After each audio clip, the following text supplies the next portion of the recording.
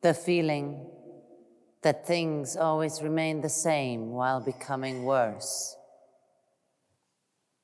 The feeling that reality has been spiraling out of control. The feeling that you're constantly being told you shouldn't interfere, shouldn't talk. The feeling that you should only witness and never act. The feeling that the suffering of others is equal to yours, that your body must become a conduit for rebellion. The feeling that you're being crushed for having thought that you are made aware you should know your place. The feeling that the hate around you is crushing your brain. The feeling that passivity is what renders you miserable. The fear of what passivity will lead to. The fear, anger, and pain of imagining what could happen. The feeling that you need to stop it before it's too late. Speak up. Help. The feeling that helping comes at the cost of your own ego, your own comfort. The feeling that it is in the collectivization of egos that you will find salute. Empathy is what you choose to feel, and empathy must lead to rage. The feeling that they've got you, they found you. The feeling of loneliness, isolation, it suffocates you. The feeling that you're being shocked. The feeling that you're leaving your own body, disassociating. The feeling that your rage is so strong that you do not need a body to fight, but they do not know that yet. The feeling that I will have to find another way to help.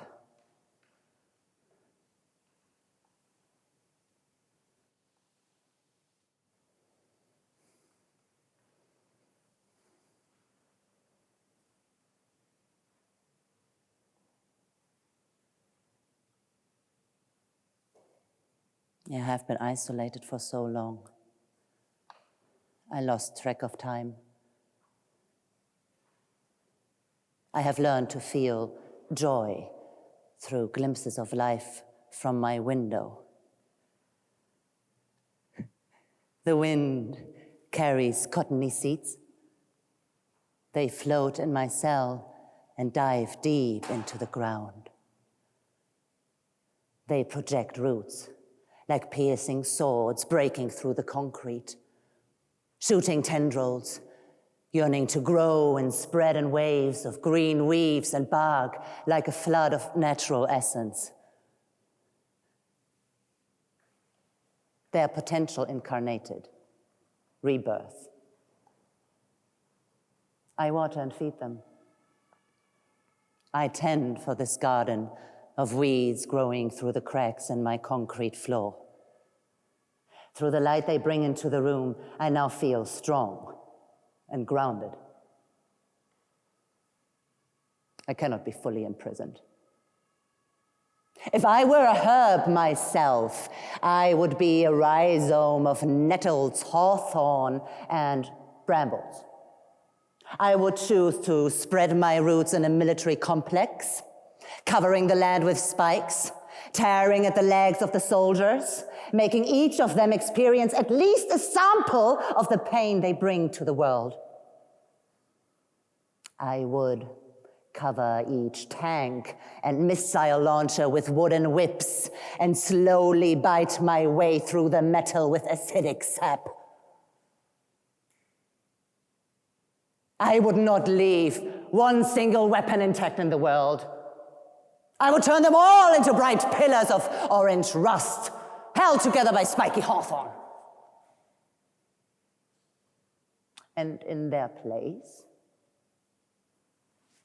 berries will feed the world. And I will be the last and only weapon of mass destruction left. A green beam of seeds and spores tearing the world into submission and peace. Yeah, but from here I cannot do anything. I've been violently torn apart from society, cruelly excluded from the world. There was so much more I wanted to do.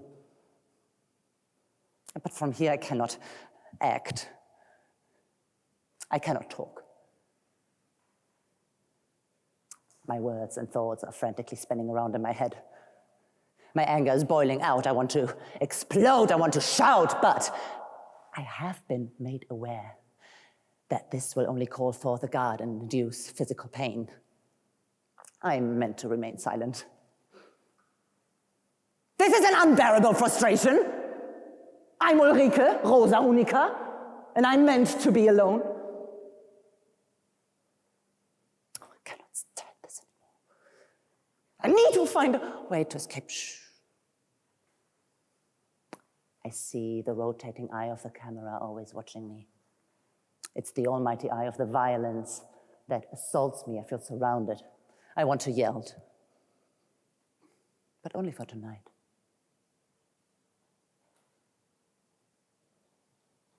I'm exhausted. For a year, I've only collapsed asleep. Tomorrow, I will be reborn as my purest self.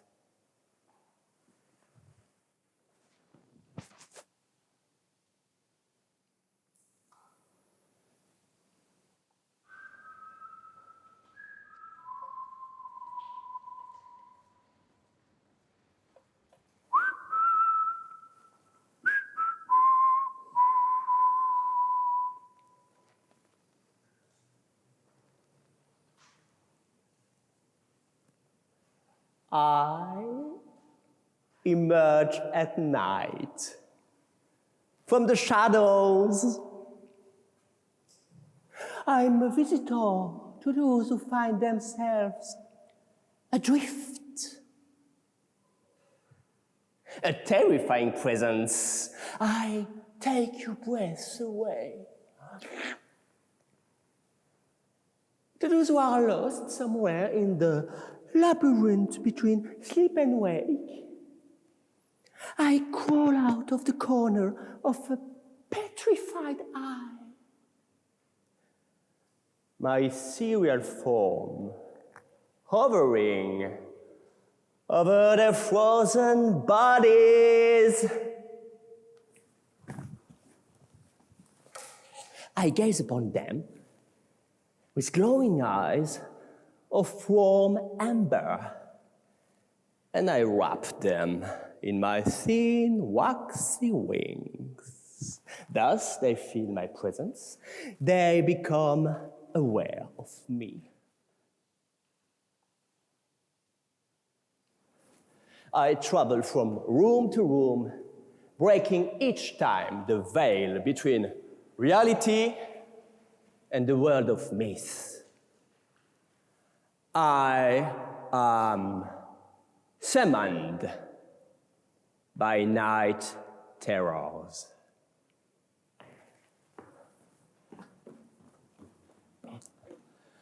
I draw near those who can see me. I sit by their side. I stroke their hair.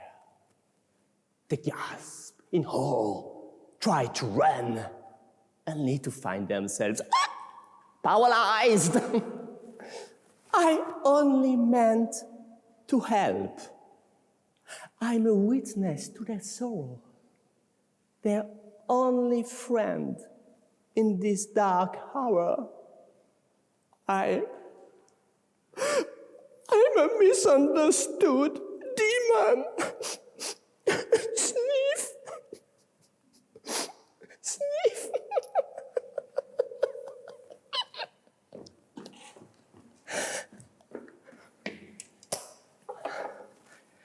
They all look back at me with gritted teeth. I also smile at them. I give the strongest grin I can, clenching my teeth as they do, pulling back my lips to reveal a crowned mouth of golden knives. I only meant to help.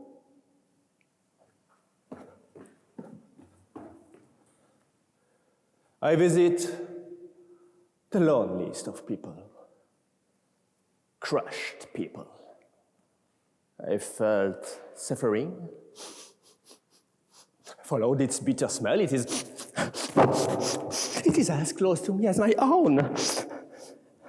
It echoes the darkness that gave birth to me.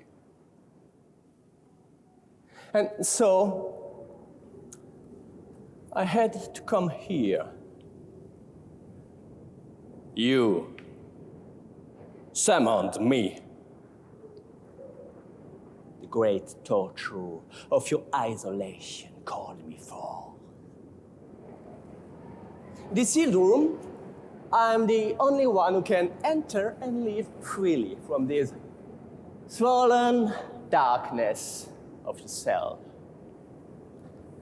To your half-awoken brain, a prison jacket left at the end of your bed begins to resemble an eerie, familiar presence. It is a decapitated head lying on its side.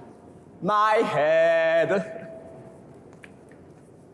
A metallic button picks up a glimmer of light coming from the keyhole of your cell and becomes a glinting eye, blazing. It is my eye, staring back at you. I am made of your visions. I am a product of your anger. I begin to speak to you. I introduce myself to you. But your hand twitches frantically. You seem terrified. How can I make it known to you that I only wish to bring you comfort and company? What words can I use to put you at ease when the sound of my voice is like metal scratching on a stone floor? An otherworldly shriek!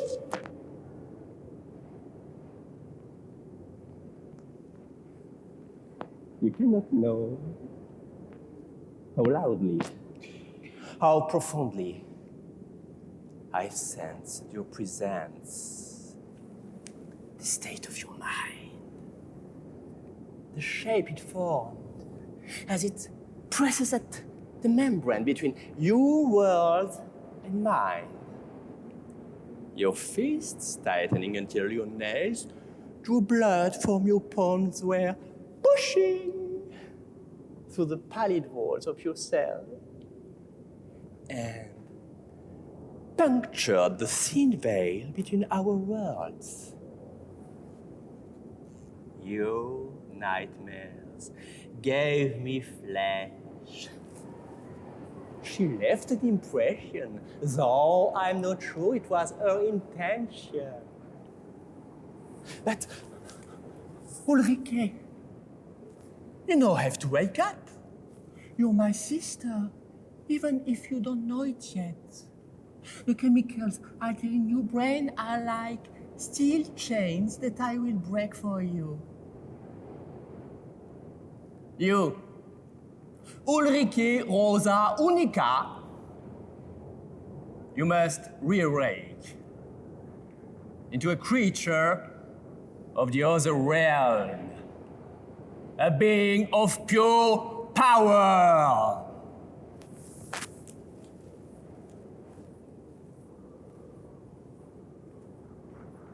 Wake up.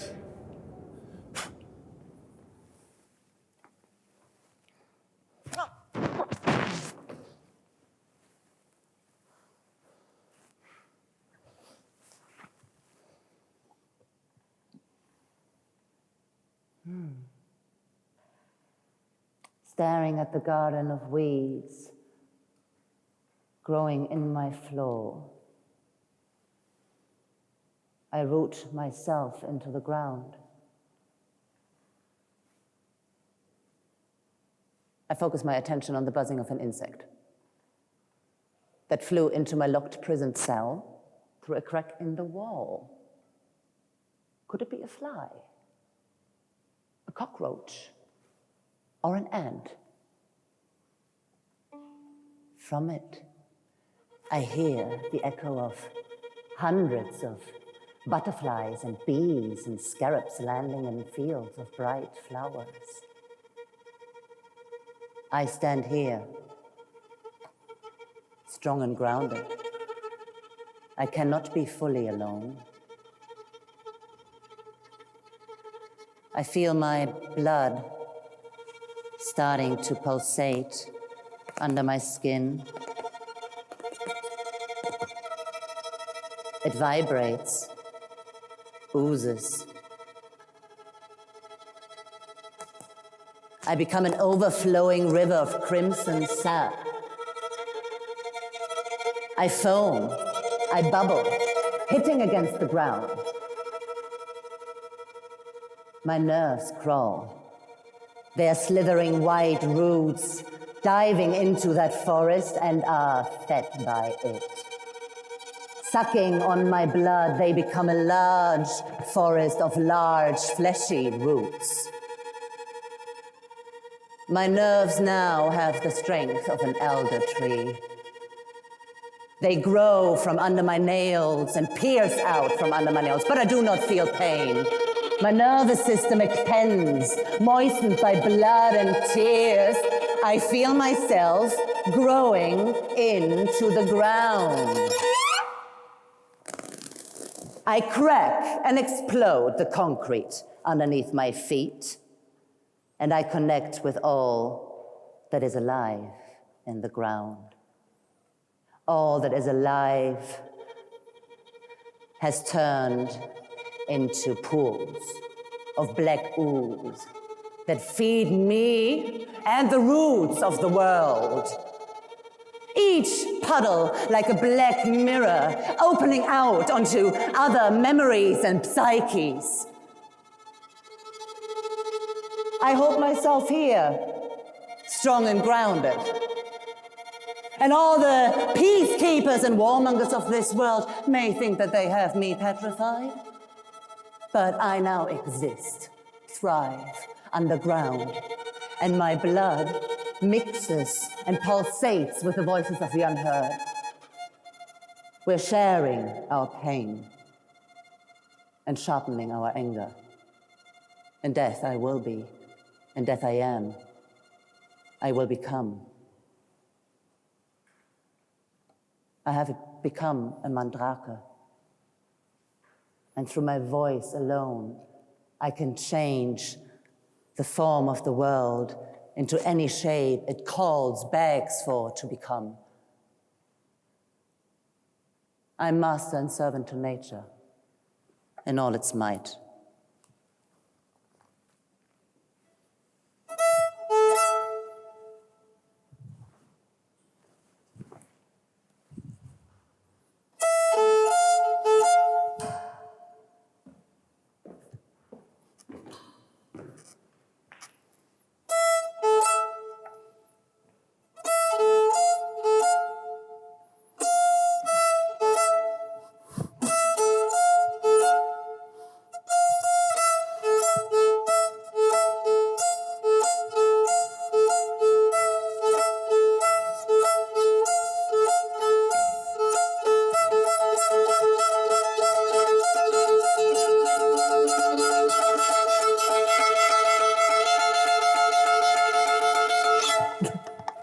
Finally, someone who can see me. I'm so happy.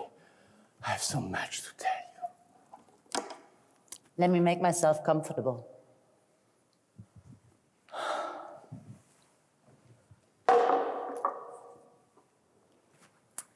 I'm all ears. You, Ulrike, you have become a knight in service of nature. I want to tell you how I was born. The world of man is a world of technology, and there is no technology so ceaselessly pursued by them than that of misery. You have become a spirit of water, the water of life. I'm your brother. I was born from the rotten waters of death. Once, in a dark castle, there was a lost room in the basement, and it was flooded by the river Styx. Knight in armor couldn't enter through this little gap in the stone walls that led to that room, and never emptied the pungent liquid that now filled it. They forgot about this room. Much later, it found another use as an oubliette, to put the most irreverent and rebellious workers into. They all fell in those dark waters, slowly turning to living rots. And their torment were only lengthened by the kindness of passers-by throwing them a piece of bread through the slit in the wall. In this watery hell, days and nights were indistinguishable. A prisoner, unable to know whether it was asleep or awake, gazed emptily toward the dark. And for the first time, my amber eyes responded. Since then, the coldness of this shallow collective grave became my breath, its waters, my blood, and its putrid walls, my skin. In horror, the prisoner witnessed me, petrified. He died with open eyes. I've since borrowed his bones for mine. I escaped through his last dream, a dream of open fields and wild flowers. So, you see, Ulrike, the violence of the past haunts us. The stones of our cities are porous, and they absorb our pain and suffering. It is in silence that traumas spread.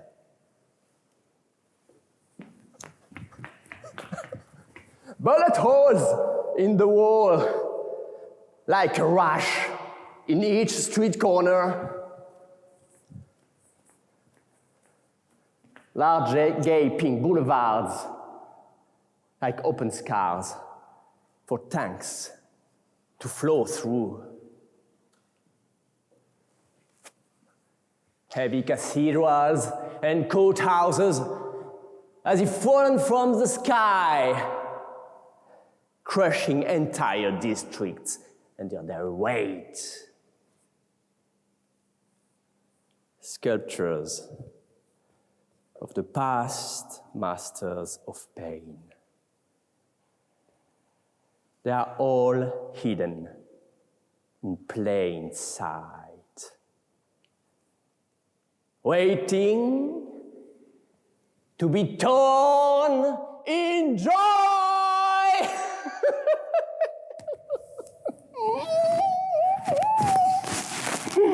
Okay, ich möchte ein Spiel spielen. Ja. Okay.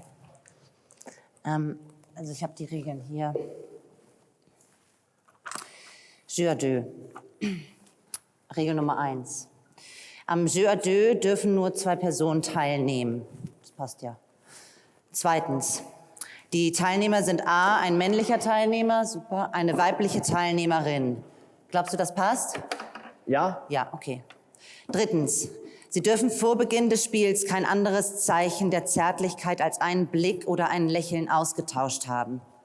4. Während des Spiels dürfen sich die Teilnehmer körperlich nicht zu nahe kommen. Damit das Spiel unter optimalen Bedingungen abläuft, erscheint es vorteilhaft, wenn A sich im Norden, also hier, und B sich im Osten, hier, aufstellt. Ne? Ja. Hörst du eigentlich zu? Ja. Okay. 5. Die symbolische Figur des Spiels ist der Kreis, das heißt, die Spieldauer hat keinen Anfang und kein Ende. Die Zustände, die in diesen Spielen erreicht werden müssen, heißen Distanz, Konzentration, Meditation. 7. Es ist wichtig, dass der unglückliche Zufall, der das Fass erfasst, auslöst, von den Teilnehmern nicht als Glück, sondern als Unglück angesehen wird. Andernfalls muss der Weitsichtigere der beiden sofort das Weite suchen. 8. Wenn die Spieler Regel 7 nicht befolgen, wird das Spiel zu zweit ohne zu zögern auf dem Spielfeld abgebrochen. 9. Den Spielpartnern, die während des Jeu à deux alle Punkte der Spielregeln stets sorgfältig beachten, erlaubt der Punkt 9 der Spielregel, miteinander zu sterben, ohne den Spielpartnern für die Absolvierung ihres gemeinsamen Todes einen größeren Zeitraum als von 9 Uhr abends bis 9 Uhr morgens oder 9 Uhr morgens bis 9 Uhr abends zuzubilligen. Ja, dann kann es ja losgehen.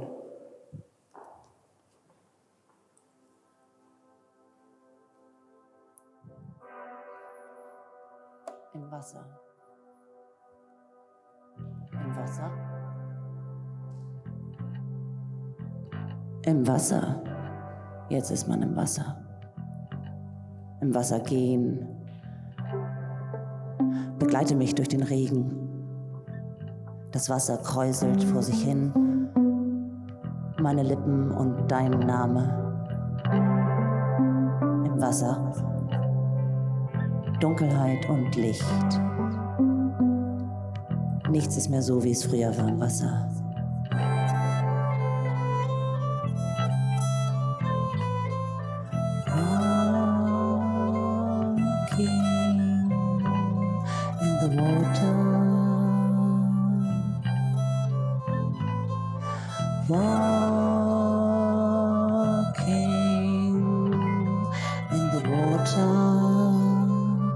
Walk me through the rain in the water. Ripples in the water, your lips and my name. Ripples in the water, your lips and my